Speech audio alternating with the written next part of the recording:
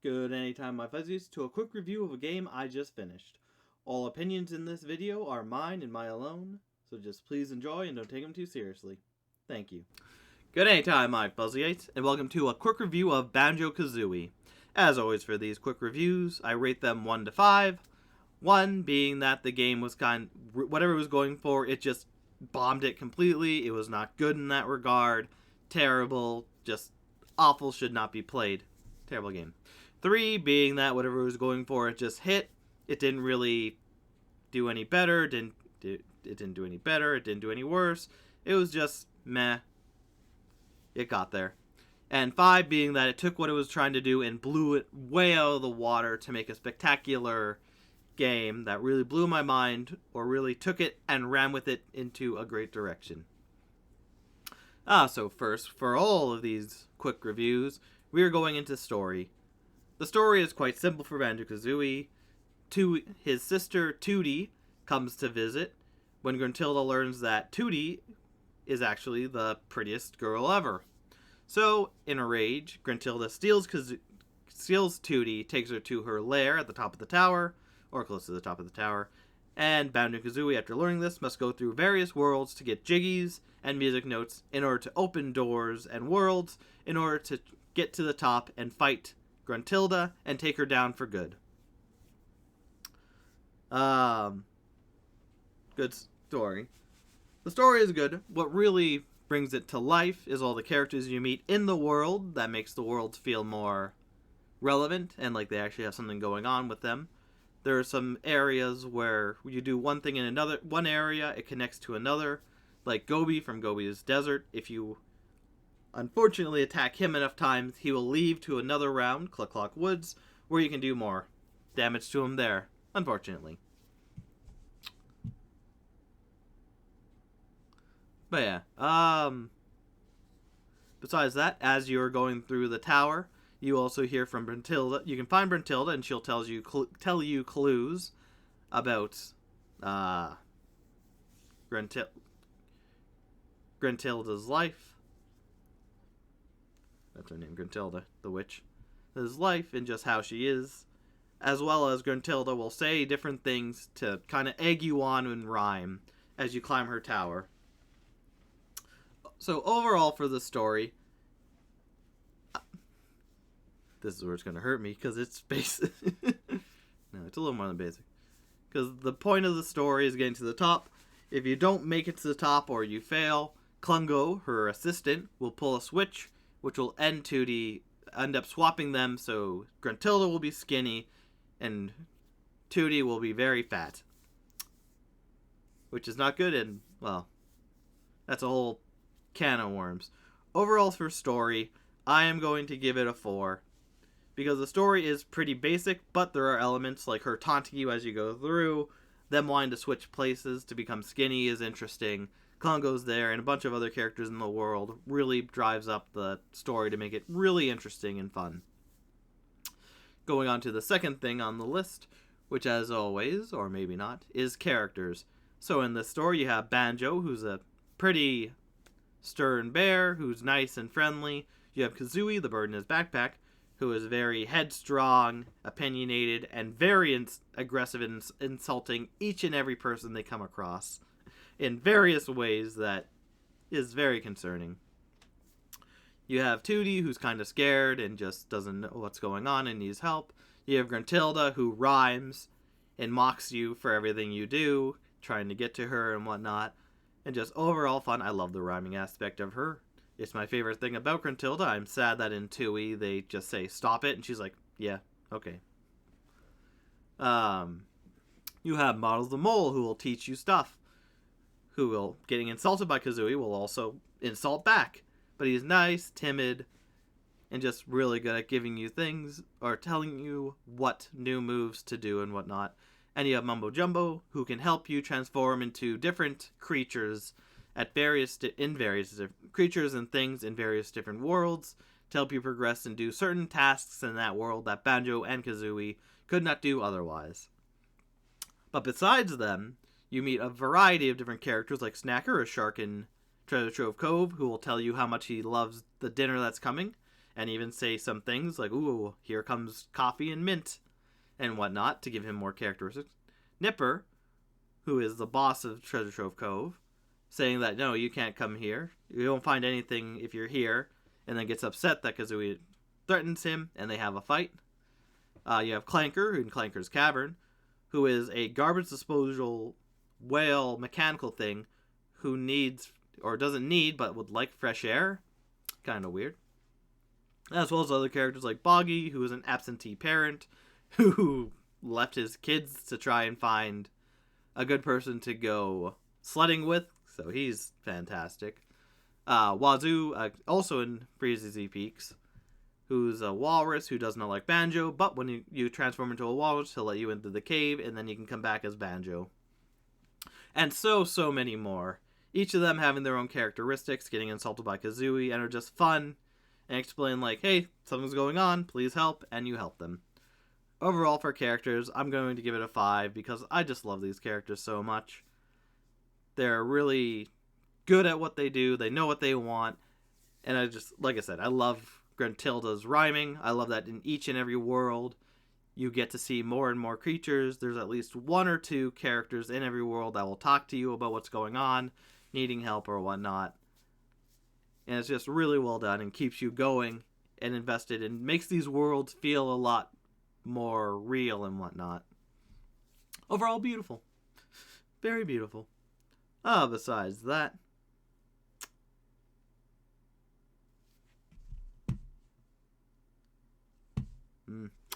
besides that, we have the setting. And in the setting, you have about 11 different areas, technically. Because you have Spiral Mountain, the area outside of Gruntilda's lair, which is the second one, where Banjo lives. It's nice. There's water. There's a waterfall. You can jump around and have fun. Have no idea where they go to get food, but I guess that's what the lake is for. You have Gruntilda's lair, which has various different levels, all going up higher up her witch's tower hat thing to the sky, in which you have to progress through it, and there's different things. There's water areas, there's a swampish area. Most of the areas kind of correspond to what's outside, what the world is that it's connected to. For example, Bubblegoo Swamp, outside of that domain is kind of a swampy area. You have to go across to get to it, or I guess cross the bridge to get to it. There is another good Bad Monster Mansion, which has a graveyard out front, and Jolly Roger Bay, which after you open it, it gets flooded, which is always weird to me, that you can't walk into it. You always have to swim into it. But hey, you know, it's interesting. Changes it up. Besides all that, there are also secret areas in the area to get Cheeto, who's a spellbook. I didn't mention him, but he's a character who will give you cheats and whatnot. And it's just fun to go through. There's paths that you have to look at and go, ooh, if I come back here as this, I can progress more. Or find a secret or whatnot. So that's Gruntilda's lair. And there are various other areas like Mumbo's Mountain, which is more of just mountainous areas. Like I said, Bubblegoo Swamp is a swamp area with some giant creatures in it.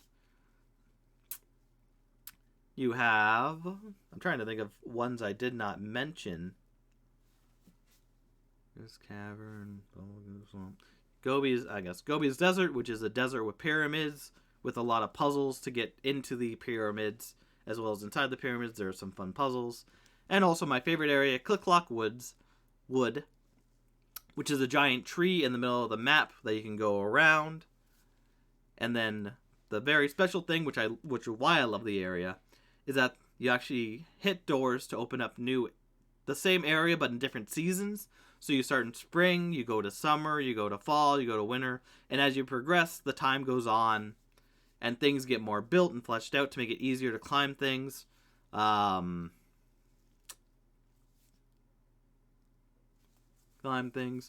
Characters in the world. You have to do one thing in one season, then come back in the next season to complete it. It's just fun. I love it. So overall, there's a good variety. Like I said, there's Mumbo's Mountain, which is more of a bunch of different mountains that you go up. Treasure Trove Cove, which is like a tropical island with sharks infested shark-infested water around it. Clinker's Cavern, which is more of a cavernous area with a lot of pipes, and you can go inside Clinker, which is really fun, as well as go into the depths. It's a lot of waterlogged area. Bubblegoo Swamp, which is a swamp area with it's a giant with a lot of frogs attacking you, as well as a giant turtle. Or there's a giant turtle who's your friend, and you can help out to get jiggies from. Tip Top's inside, as well as a giant alligator that you go in through the nose of.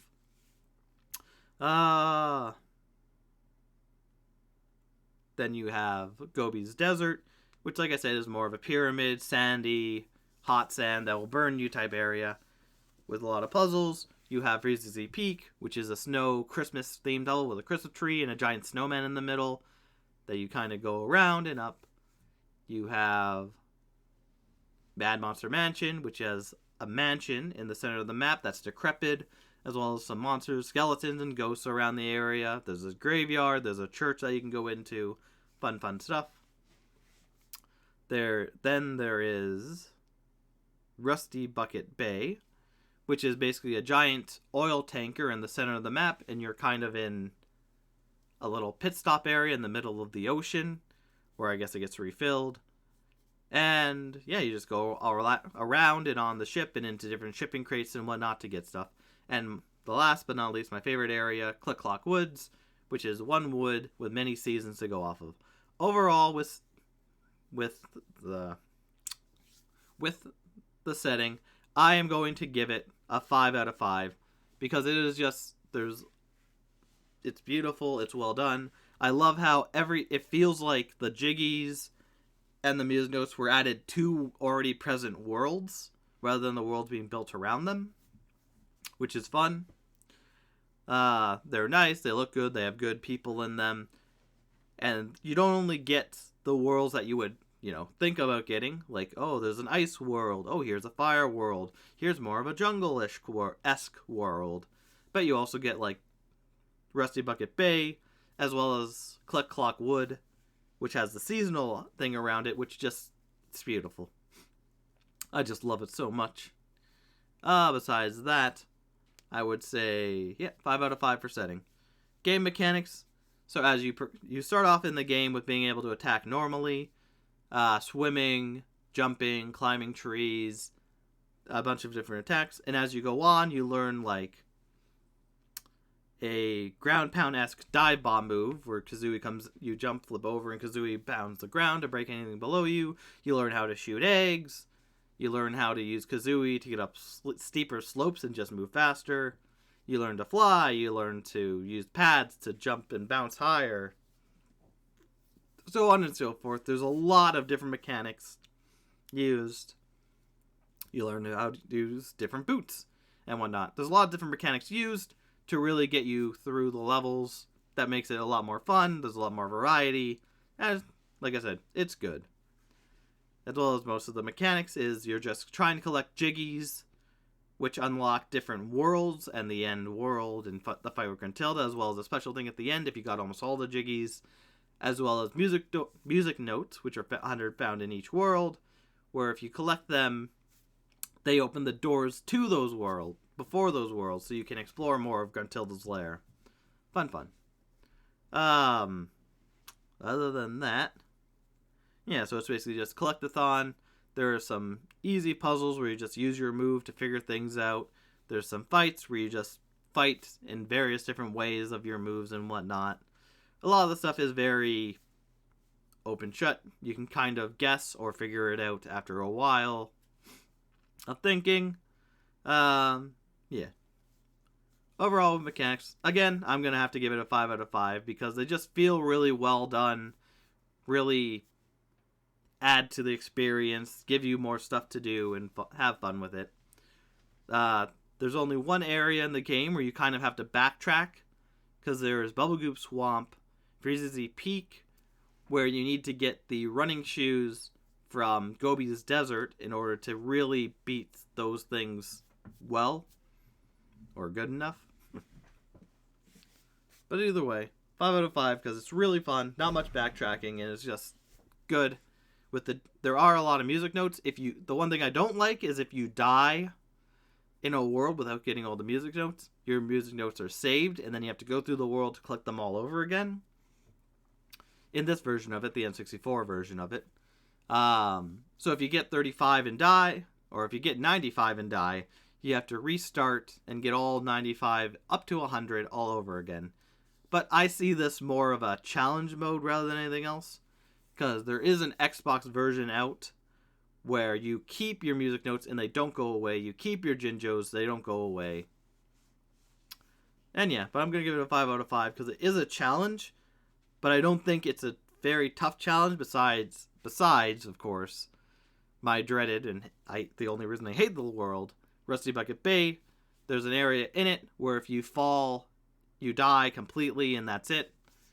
You have to restart the level, which is very annoying, but after you get through that, everything else is fine. Yeah, as long as you don't play, as long as you play smart, you should be good for all the levels. So 5 out of 5 for that. But it's just a really good game. I recommend it. The story is, overall, I'm gonna give the game. It's a 5 out of 5 for me. Let's be honest. I love this game so much. Even though the story is kind of bare bones, but there are good characters and whatnot to lead you towards it. Gruntilda taunting you does make you want to go more and more into it and beat her up, and you finally do at the end in a fantastic boss fight. That was annoying for me because I think on the Switch Online version it's just tough. Besides that, yeah, the story was good. Pretty basic, but the characters keep it entertaining and whatnot. The characters themselves are vast and mysterious, all of them working towards helping you, or you need to help them to help you, as well as the main characters being very friendly and open, and another one being aggressive and insulting people. Really good mixture in there. The settings are beautiful with with 9 different worlds, 11 different areas if you include Spiral Mountain and Gruntilda's Lair as separate areas, which I do because they are different. To just roam around and have fun, each of them themed to a certain thing that makes it really good and interesting. And they even have, like I said, the season things for Click Clock Woods, which makes it the best stage for me. I love gimmicks like that. And yeah, and then the gameplay, all the moves you get just combined together to make a really fleshed out experience with a lot of personality and a lot to do. And overall, the game is just beautiful. It never feels too hard. Some things are hidden well, but nothing you can't do without finding if you just look and whatnot. And you don't even need absolutely everything to beat the game, but you do need dang near close to, which can be infuriating to some people. But it all depends on your wants and needs and likes of games and whatnot. But either way, that is it for Banjo-Kazooie. That is it for my review. Thank you, my Fuzzy Eyes, for watching. This has been a blast, and I will see you next anytime. Take care.